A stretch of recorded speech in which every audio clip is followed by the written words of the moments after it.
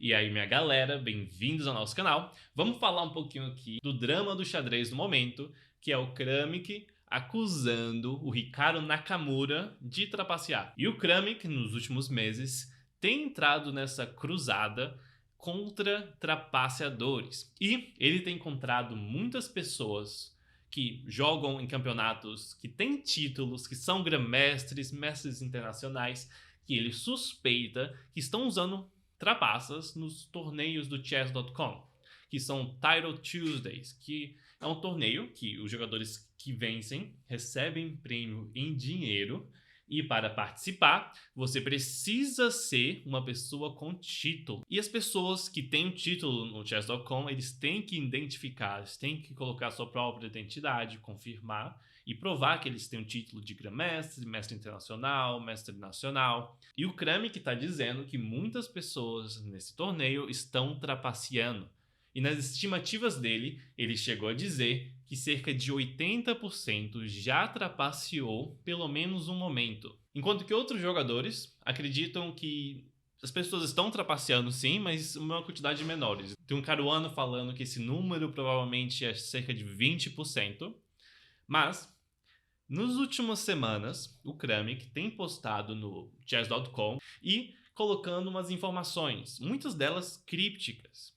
Ele diz que ele está trabalhando com um time de matemáticos e estatísticos que estão ali analisando jogos, ratings, performance de outros jogadores e tentando usar matemática para desvendar os trapaceadores. Desde o início dessa cruzada, o Kramnik parou de jogar no chess.com, mas ainda assim ele posta lá no blog dele constantemente. E o drama do momento é que recentemente ele começou a acusar um dos jogadores mais famosos do mundo, que é o Hikaru Nakamura, que ele joga bastante online. Ele é um dos melhores jogadores de Blitz do mundo. Recentemente, ele conseguiu um streak, ou seja, ele ganhou os jogos consecutivamente 40 vezes. E o Kramnik, vendo isso, essa performance, e vendo os jogadores com quem ele jogou, ele diz que chamou uns matemáticos que analisaram esses jogos e viram que a probabilidade disso acontecer é extremamente baixa. Sendo assim, ele postou no seu blog, no chess.com, e falou o seguinte: interessante. E desde essa primeira acusação, já houveram alguns posts que ele postaram, e até o chess.com também já fez a resposta deles. E desde esse momento, o Kramnik, ele não voltou com as acusações. Na verdade, ele aumentou essas acusações. Em sua defesa, Hikaru Nakamura disse que, se você olhar esse streak que eu tive de 40 jogos que eu ganhei, e ao invés de você olhar o rating do chess.com, que é 2.900, 2.800, 3.000, você tem que olhar o rating do feed, o rate deles da vida real. Qual que é o elo desses jogadores que o Hikaru conseguiu vencer 40 jogos consecutivos? Muitos deles não eram nem grandmestres, enquanto outros eram grandmestres fortes. E os grandmestres mais fortes, o Hikaru teve problemas sim.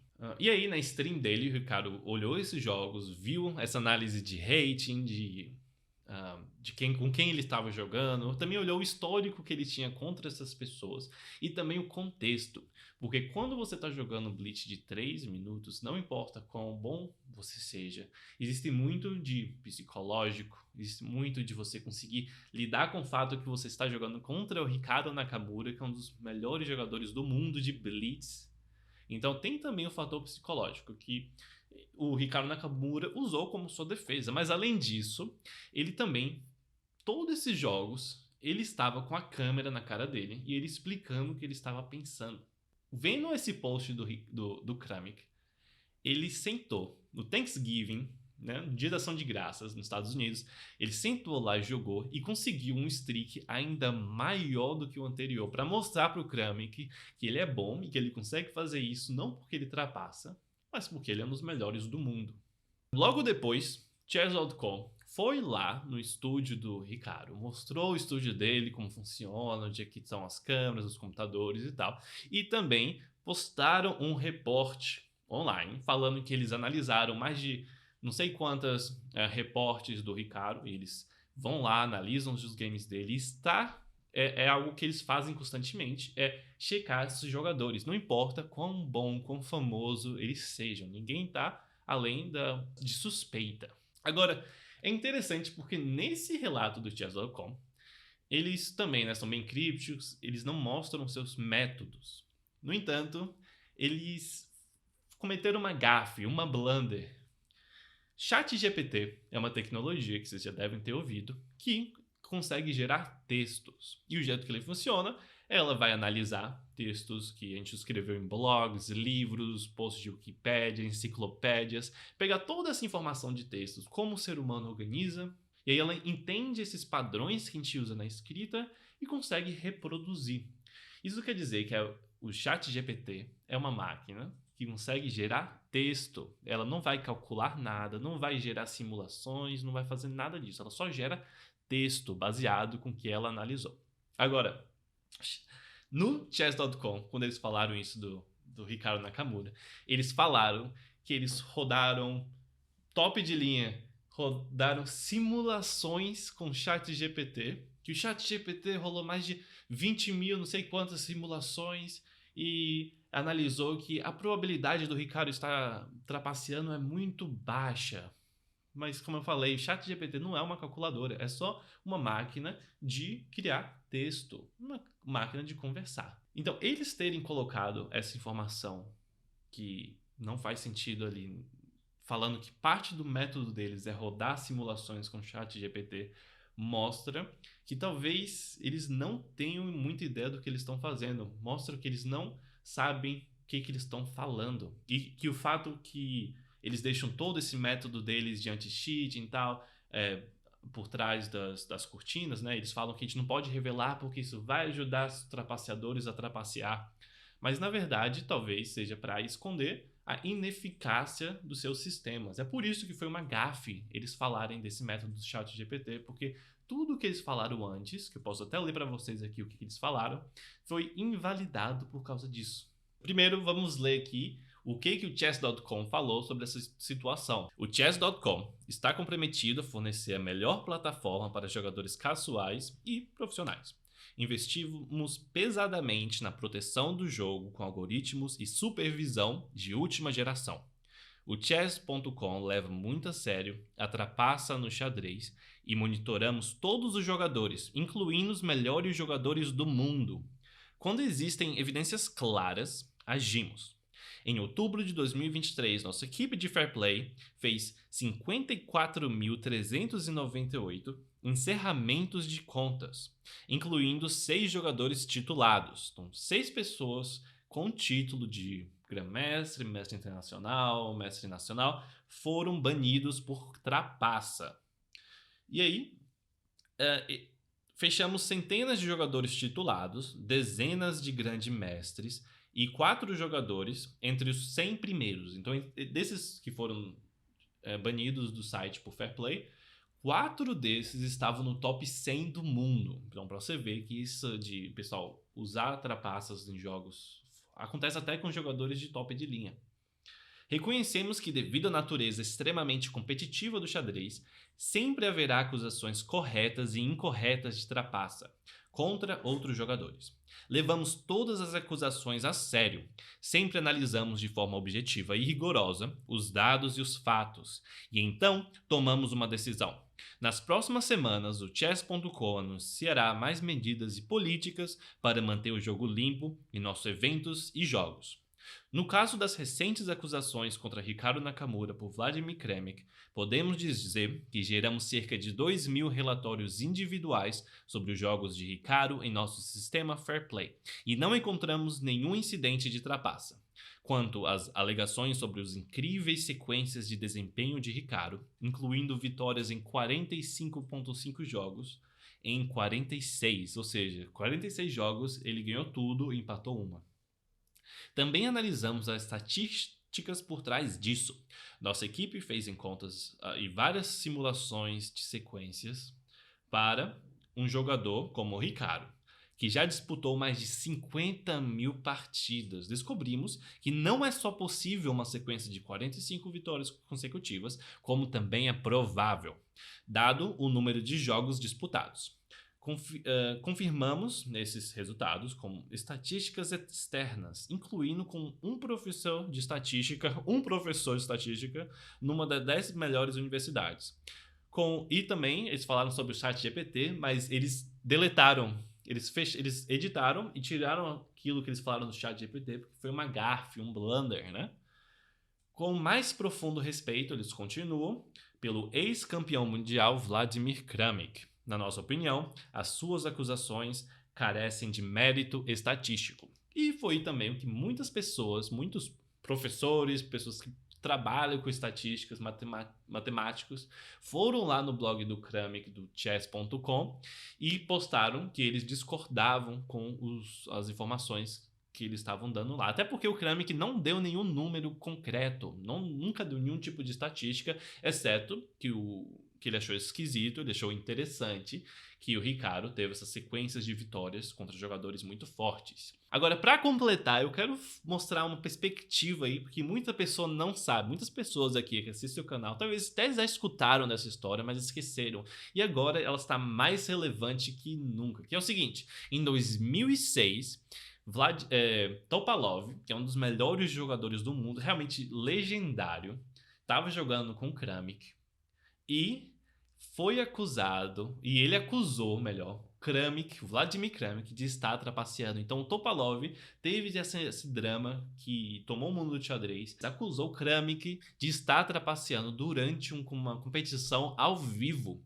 E ele falando que o Kramnik estava indo muito ao banheiro, e quando eles foram no banheiro, é o que o Topalov diz, eles encontraram uns fios, uns cabos no teto do banheiro.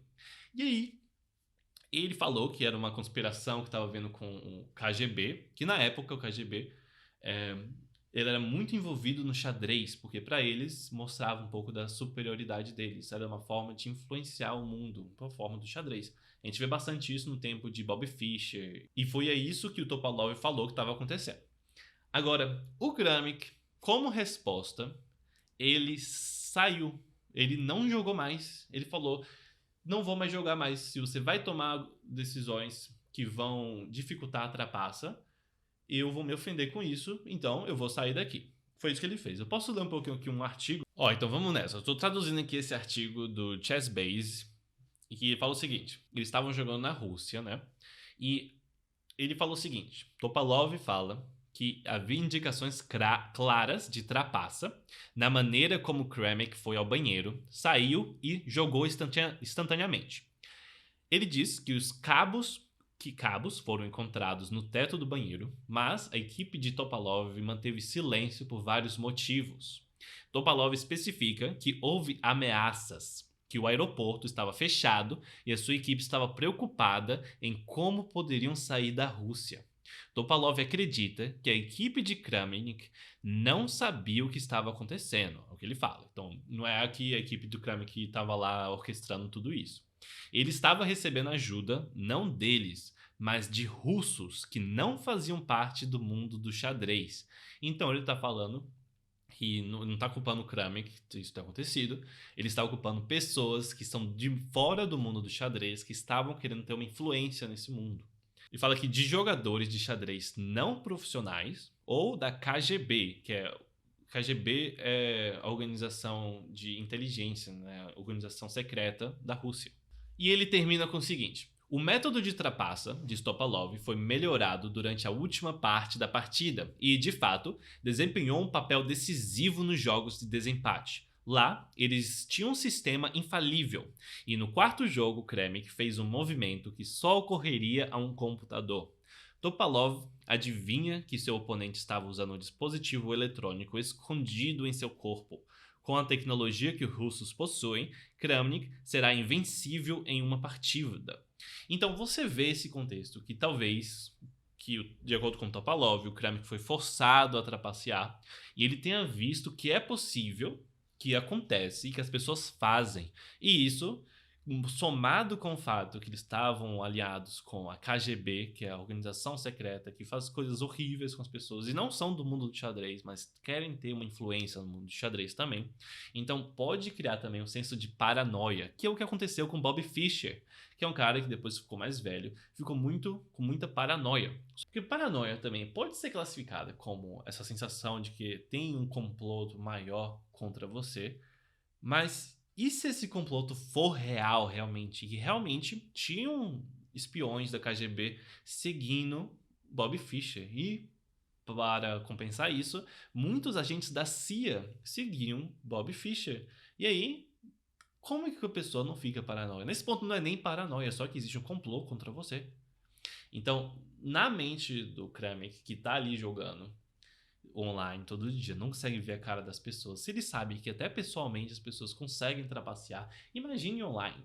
Então, muito das reações das pessoas que estão vendo esse drama é de pensar assim, que ou Kramnik é um gênio, e eu já vou explicar por que ele seria um gênio, ou então ele está muito paranoico. Especialmente com Hikaru Nakamura, que joga 50 mil jogos. É claro que existe uma grande possibilidade dele ter grandes sequências de vitórias. Especialmente se você olhar jogadores que são grandmestres de nível 300, 400 levels mais baixo de rating do que o Hikaru Nakamura. Agora, por que o Kramnik seria um gênio? Se você pensar sobre isso, quando ele fala que o Hikaru Nakamura está trapaceando, não quer dizer que ele realmente acredite nisso, ele tem algo contra o Hikaru Nakamura, mas pode ser que ele queira mexer as coisas. E como que é a melhor forma de mexer esse mundo do xadrez? É você ir no streamer mais famoso e falar, nem mesmo esse streamer está além das suspeitas. Nem essa pessoa famosa, nem a pessoa que tá ali gravando a cara dela todos os dias. Isso quer dizer que aqueles outros que trapaçam, eles estão com mais medo de trapacear